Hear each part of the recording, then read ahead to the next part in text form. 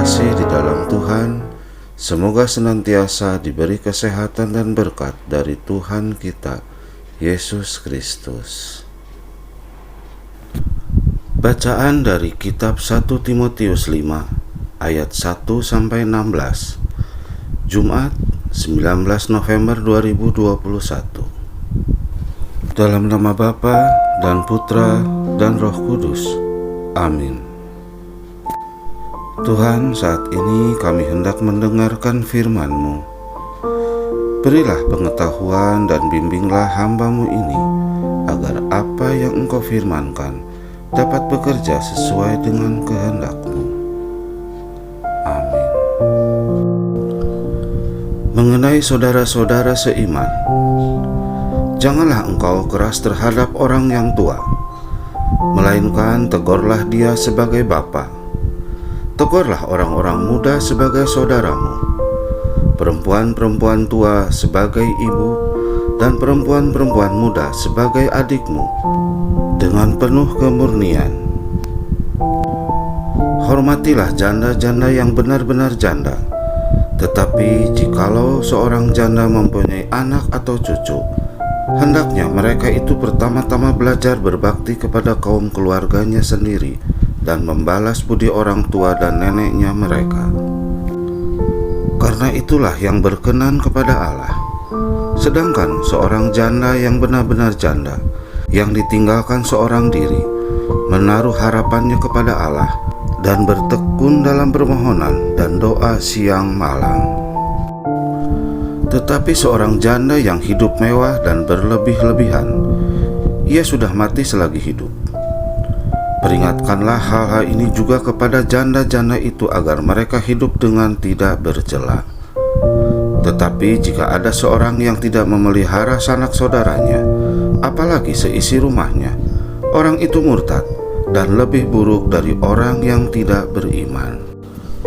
Yang didaftarkan sebagai janda hanyalah mereka yang tidak kurang dari 60 tahun, yang hanya satu kali bersuami, dan yang terbukti telah melakukan pekerjaan yang baik, seperti mengasuh anak, memberi tumpangan, membasuh kaki saudara-saudara seiman, menolong orang yang hidup dan kesesakan. Pendeknya mereka yang telah menggunakan segala kesempatan untuk berbuat baik. Tolaklah pendaftaran janda-janda yang lebih muda, karena apabila mereka sekali digairahkan oleh kebirahian yang menceraikan mereka dari Kristus, mereka itu ingin kawin. Dan dengan memungkiri kesetiaan mereka yang semula kepadanya, mereka mendatangkan hukuman atas dirinya. Lagi pula dengan keluar masuk rumah orang, mereka membiasakan diri bermalas-malas, dan bukan hanya bermalas-malas saja, tetapi juga meleter dan mencampuri orang lain dan mengatakan hal-hal yang tidak pantas. Karena itu aku mau supaya janda-janda yang muda kawin lagi, beroleh anak, memimpin rumah tangganya, dan jangan memberi alasan kepada lawan untuk memburuk-burukan nama kita, karena beberapa janda telah tersesat mengikut iblis. Jika seorang laki-laki atau perempuan yang percaya mempunyai anggota keluarga yang janda, hendaklah ia membantu mereka sehingga mereka jangan menjadi beban bagi jemaat. Dengan demikian jemaat dapat membantu mereka yang benar-benar janda. Demikianlah sabda Tuhan. Terpujilah Kristus. Tema hari ini adalah perhatikan para janda. Status janda, perempuan yang ditinggal suami, tidaklah menyenangkan. Seringkali ada tanggapan negatif yang muncul dalam benak orang terkait dengan keberadaan seorang janda. Namun orang berstatus janda ada dalam persekutuan. Mereka juga harus mendapatkan pelayanan yang semestinya. Dalam nasihatnya kali ini, Paulus mengajak para pelayan untuk memperlakukan para janda dengan baik. Dasarnya adalah kehidupan yang saling menghargai.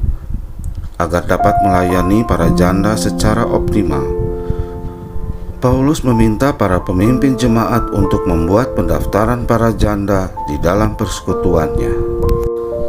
Janda-janda yang secara khusus mendapatkan prioritas pelayanan adalah yang ditinggalkan sendiri, tanpa anak atau cucu, berusia 60 tahun ke atas dan telah berbuat baik dalam hidupnya selama ini.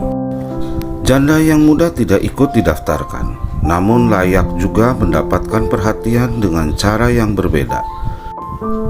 Mereka perlu diingatkan agar mampu mengekang dirinya. Ini artinya tidak hidup bermewah-mewah, tidak hidup dalam hawa nafsu, serta tidak bermalas-malasan dan menghabiskan waktu dengan gosip. Bahkan jika memang dianggap perlu, adalah hal yang baik jika mereka menikah kembali. Secara umum kepada setiap anggota persekutuan, Paulus memberikan nasihat agar mereka memberi perhatian kepada kehidupan saudara seiman yang menjadi janda. Hal itu dilakukan agar tidak ada jemaat yang tersesat dan kehidupan persekutuan yang saling menopang dapat dilakukan dengan tepat sasaran. Sebagai para pelayan di masa kini, kita harus mendengarkan firman Tuhan, sebab kita seringkali meminggirkan mereka yang dianggap negatif dan berdosa oleh masyarakat. Bukankah Yesus justru mengajarkan agar kita melayani orang-orang berdosa? Gereja hadir bukan hanya untuk orang saleh, tetapi juga orang berdosa dan orang yang lemah, supaya mereka dibimbing ke jalan yang benar dan dibantu di dalam kasih Kristus. Dalam pelayanan, perhatikanlah orang-orang yang dipandang negatif, sebab mereka juga membutuhkan kasih Tuhan, dan kita dapat membagikan kasih itu kepada mereka. Demikianlah sabda Tuhan. Terpujilah Kristus. Terima kasih Tuhan atas firman-Mu, yang kiranya apa yang Engkau firmankan bisa kami tanam di hati kami masing-masing, dan kuatkanlah kami untuk melakukan apa yang Engkau firmankan. Amin. Terima kasih sahabat terkasih sudah mendengarkan firman Tuhan. Semoga kita diberkati Bapa, Putra, dan Roh Kudus. Amin. Terima kasih juga atas dukungan dan supportnya di channel ini. Jangan lupa like, komen, dan subscribe. Tuhan Yesus memberkati.